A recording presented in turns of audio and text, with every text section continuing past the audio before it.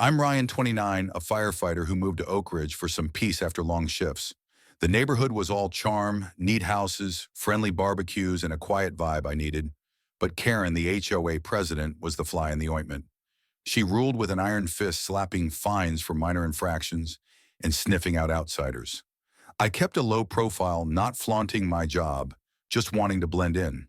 I figured I'd make friends, maybe host a cookout. In Oak Ridge, I learned honor means proving yourself through action. Gratitude comes from those who see your truth, and kindness can outshine even the pettiest tyrant. And Karen, she's still dodging paint cans and her own ego. The end.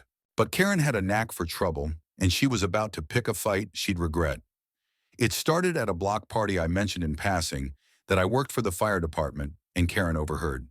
She scoffed loud enough for everyone. "You a firefighter. You don't look like one." Her tone was pure venom, implying I was lying. I shrugged it off, but she doubled down, telling neighbors I was probably just a desk clerk. People laughed nervously, and I felt my face burn. I'd saved lives, pulled people from burning buildings, and here was Karen trashing my honor for clout. She didn't stop there. Karen hit me with HOA violations, $50 for unapproved garden mulch, then $100 for improperly parked truck. It was in my driveway. She'd smirk as she slid the notices under my door. At a community meeting, she ranted about fake professionals, moving in staring right at me.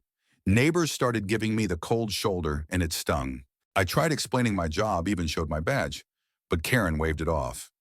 "Anyone can buy a badge online," she sneered. Then I learned the shocker: Karen had been storing old paint cans and propane tanks in her shed against HOA rules, creating a fire hazard. She'd lied to inspectors, claiming it was just tools. Her hypocrisy fueled my anger. I wasn't going to let her tarnish my name, but I needed a way to flip the script, something that'd expose her without sinking to her level. A few weeks later, karma came calling. It was a dry summer night when I smelled smoke. I ran outside to see Karen's shed, ablaze, flames licking the sky. She was screaming, "My stuff!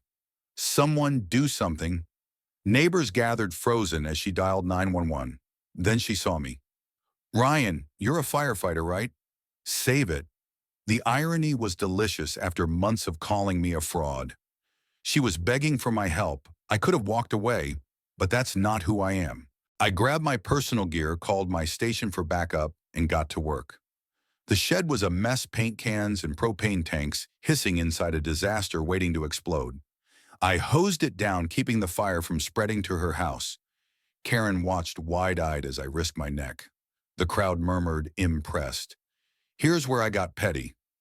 Once the fire was out, I turned to Karen, soaked and covered in soot, and said, "It's safe now, but you'll need to clean up. Those paint cans and propane tanks, you hit big violation." Her face fell as neighbors gasped.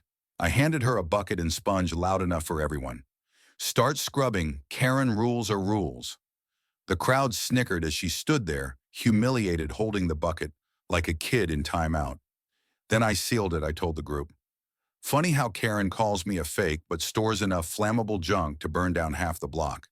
Someone had seen her sneaking the tanks in, and they backed me up. Karen's jaw dropped, her authority crumbling as whispers turned to glares. I walked away, letting her stew in her own mess. Karen's grip on Oak Ridge slipped after that. The HOA investigated her shed, fining her heavily for the hazardous materials. Neighbors, fed up with her lies, pushed for new leadership. She wasn't ousted, but her power was gutted. People apologized to me, some bringing beers to say thanks. They even started calling me chief at barbecues, a nod to my real work. Karen kept her distance, but I'd catch her glaring when I mowed my lawn. I'd just nod, knowing she'd never forget watching me save her precious shed, only to mop up her own shame. I didn't need to yell or scheme big. My skills and a well-placed jab did the job. Saving her shed wasn't just duty, it was proof that goodness paired with a smirk can burn brighter than spite.